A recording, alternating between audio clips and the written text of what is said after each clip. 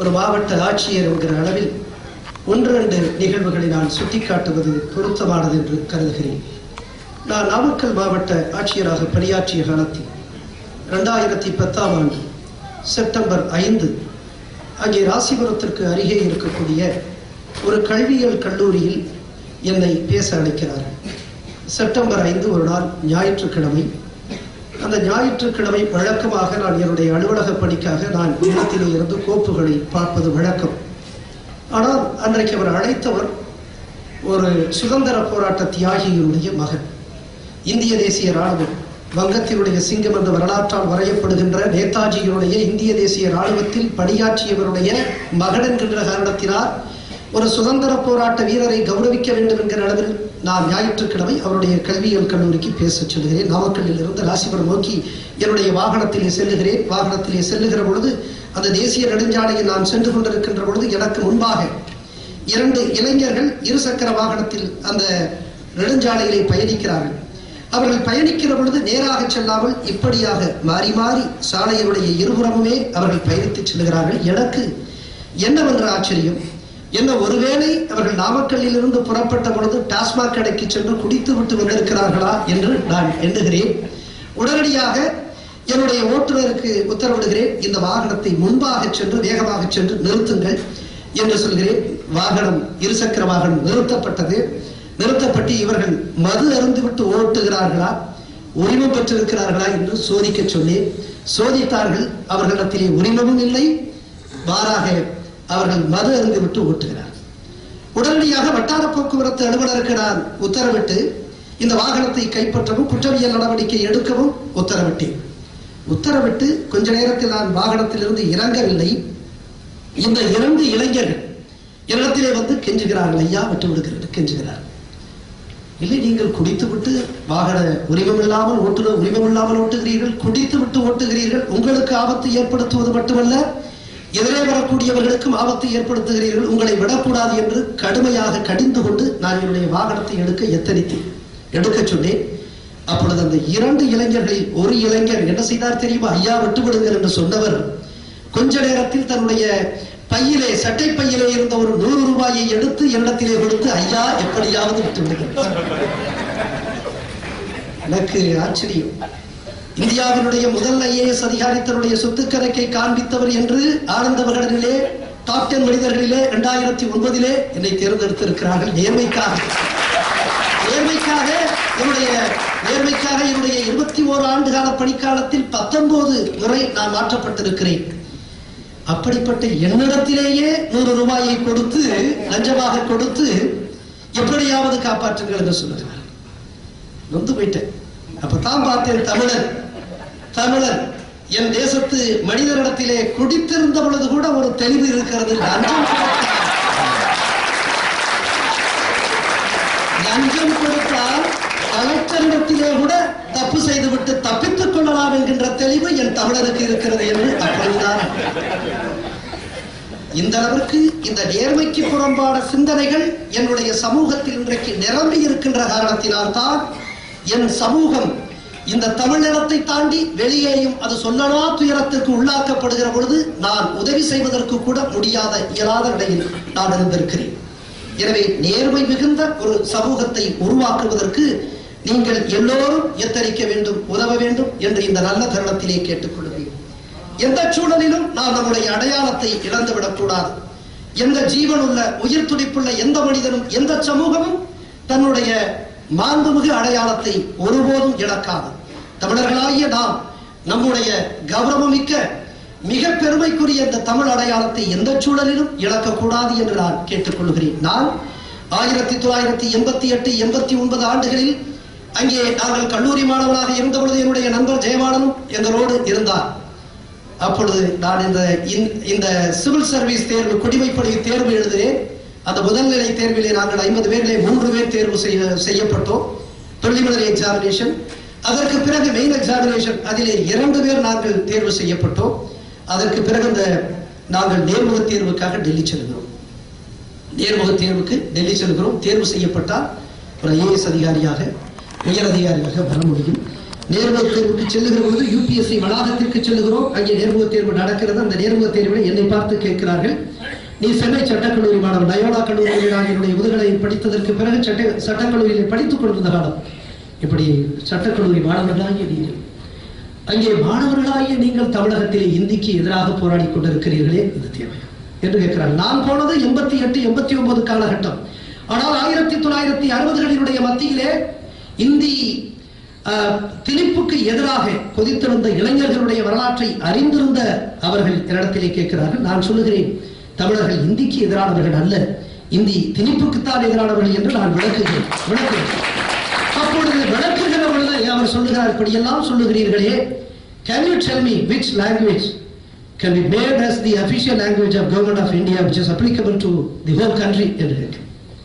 சொல், எந்த மொழியை இந்த தேசத்தினுடைய இந்திய அரசினுடைய ஆட்சி மொழியாக வைக்கலாம் என்று அவர் கேள்வி கேட்கிறார். அந்த நேர்முகத்தில் நான் ஒரு 25 வயது இளைஞர், ஒரு சாதாரண குக்கிராமத்திலிருந்து நான் சென்றிருக்கிறேன். டெல்லி பட்டணத்தில் முதன்முறையாக சென்று நான் ஒருவேளை இந்த நேர்முக தேர்விலே தேர்ச்சி பெற்று விட்டால் நான் ஒரு IAS அதிகாரி. நான் ஒரு சாதாரண எளிய விவசாயியுடைய மகன், முதன்முறையாக தேர்வு எழுதி நான் தேர்வுக்கான அனைத்து வாய்ப்புகளும் இருக்கிறது.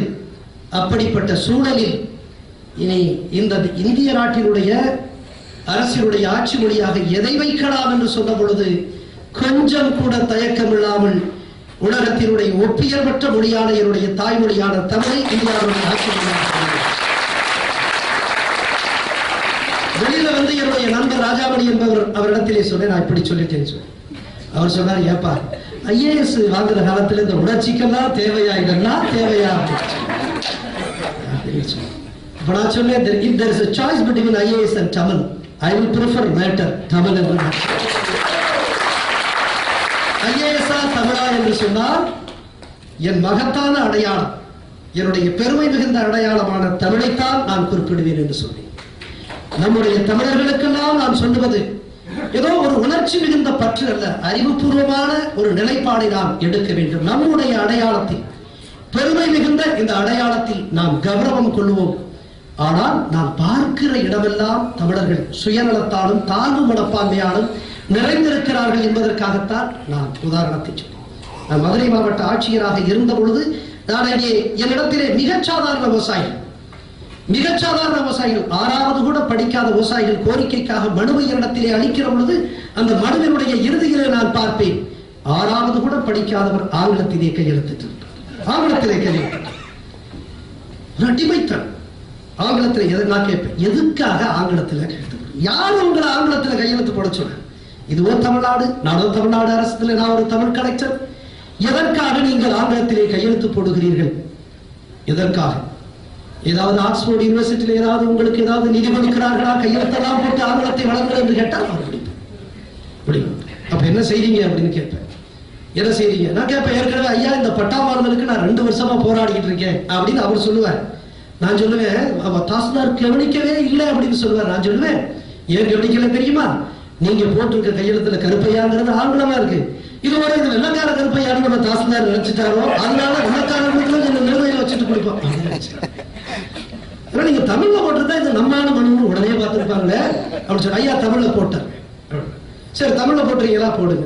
இது எவ்வளவு காலமாக இந்த ஆங்கிலத்துல போட்டிருக்கீங்க? பிறந்ததுல இருந்து போட்டிருக்கீங்க, வளர்ந்ததுல இருந்து படிச்சதுல இருந்து போட்டிருக்கீங்க. எத்தனை முறை போட்டிருப்பீங்க? அது 100கணக்கான முறை போட்டிருப்பீங்க. அப்போ ஒரு முறை தமிழ்ல போட்டா பழக்கத்தால் தான் மாற்ற வேண்டும். எனவே உங்களுடைய ஆங்கில கையெழுத்தை எதுகாரம் போட்டு வந்த ஆங்கில கையெழுத்தை நீங்கள் மாற்ற வேண்டும் என்றால் ஒரு கையெழுத்தால் மாற்ற முடியாது. குறைந்தபட்சம் இங்கே உட்காருங்கள், ஒரு 100 கையெழுத்தாவது தமிழில் போடுங்க. 100 கையெழுத்து போடுவார் கருமையா. என்னடா பட்டாமரம் செய்ய எடுப்பல அவர் 2 வருஷமா அடைஞ்சிட்டு இருக்காரு. நான் உத்தரவு கொடுத்துட்டு அவர் தமிழ கையெழுத்து போட்டா உடனே பட்டாமரம் கொடுக்கிறேன்னு சொல்லி தமிழக கையெழுத்து போட்டு கொடுத்தாரு. நான் உத்தரவு போட்டு பட்டாமரம் உடனே கொடுக்கப்பட்ட 2 வருஷம் அலைஞ்சுகிட்டு இருந்த அந்த மனிதர் தமிழில் கையெழுத்து போட்ட காரணத்தினால் உடனே கிடைக்கிறது. இதுல என்ன விஷயம் என்னன்னா, இந்த செய்தி அடுத்த நாள் மாவட்ட ஆட்சித்தலைவர் ஆங்கிலத்திலே கையெழுத்து போட சொல்லி வற்புறுத்தல் உத்தரவு என்று செய்தித்தாளிலே பத்திரிகை. உடனே இன்னொரு கிருஷ்ணகிரி மாவட்டத்திலிருந்து ஒருவர் எனக்கு எழுதுகிறார், எந்த மொழியில் கையெழுத்து இடுவது என்பது எங்களுடைய தனிப்பட்ட சுதந்திரம், அதிலே தயவு செய்து குறுக்கிடாதீர்கள் என்று அவர் வைக்கிறது. சுதந்திரத்தை விரும்புகின்ற இந்தியன் அப்படி ஒரு கடிதம் எனக்கு எழுதியிருந்தார். ஆங்கிலத்திலே கையெழுத்து போடுவது என்பது என்னுடைய சுதந்திரம் என்று சொன்னார்.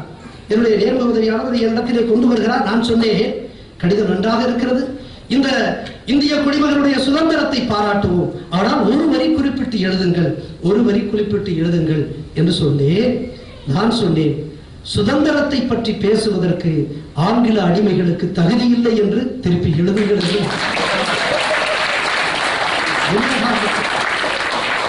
ஆங்கிலம் தேவை. நான் அடிக்கடி சொல்லுவேன், ஆங்கிலம் தேவை.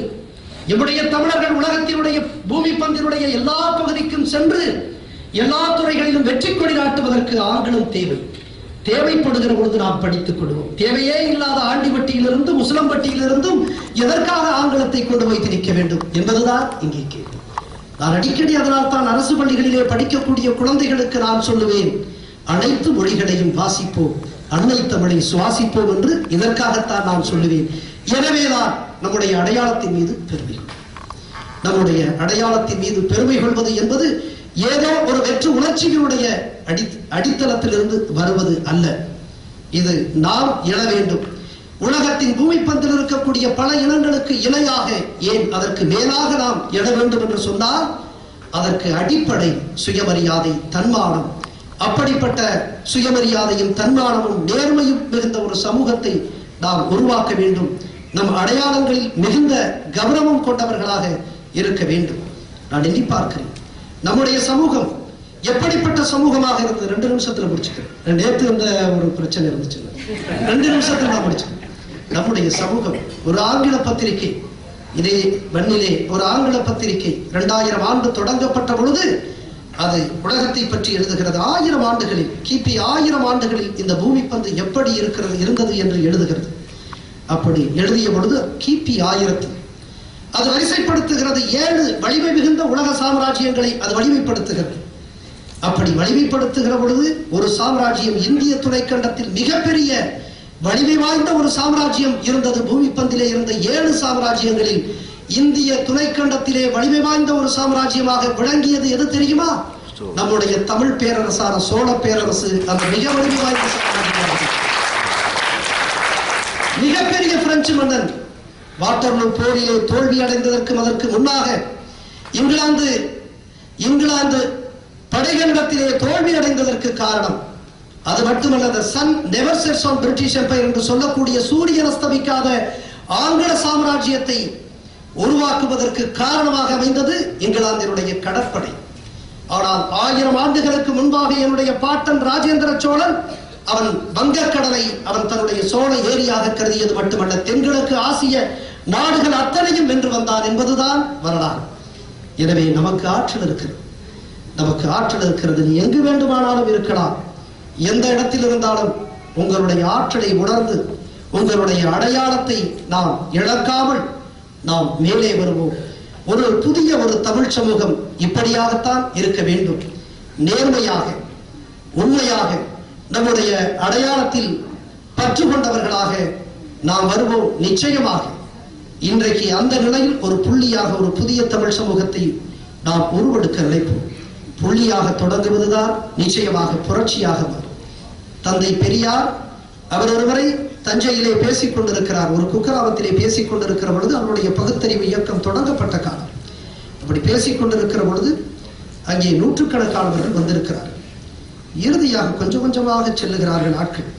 கொஞ்சம் கொஞ்சமாக சென்ற பொழுது இறுதியாக ஒரு 5 பேர் இருக்கிறார்கள். அவர் பேசி முடிக்கின்ற பொழுது ஒரே ஒருவர் மட்டும் உட்கார்ந்து கொண்டிருக்கிறார். உன்னிப்பாக கவனிக்கிறார். தந்தை பெரியாருக்கு ஆச்சரியம். நூற்றுக்கணக்கானவர்கள் இருந்தார்கள்.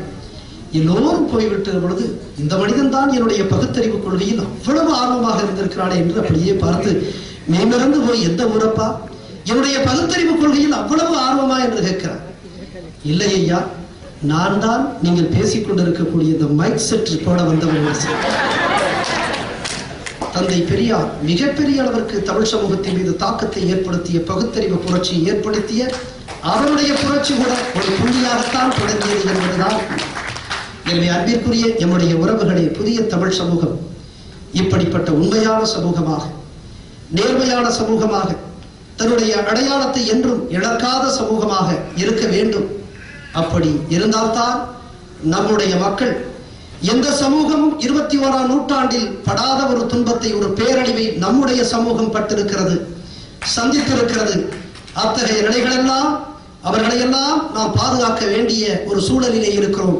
அப்படிப்பட்ட நிலையில் புதிய தமிழ் சமூகம் நாம் உருவாக்குவோமானால் உலகத்தில் இருக்கக்கூடிய அத்தனை தமிழர்களுக்கும் அதுவே பாதுகாப்பு கேடயமாக இருக்கும். வாய்ப்புக்கு நன்றி.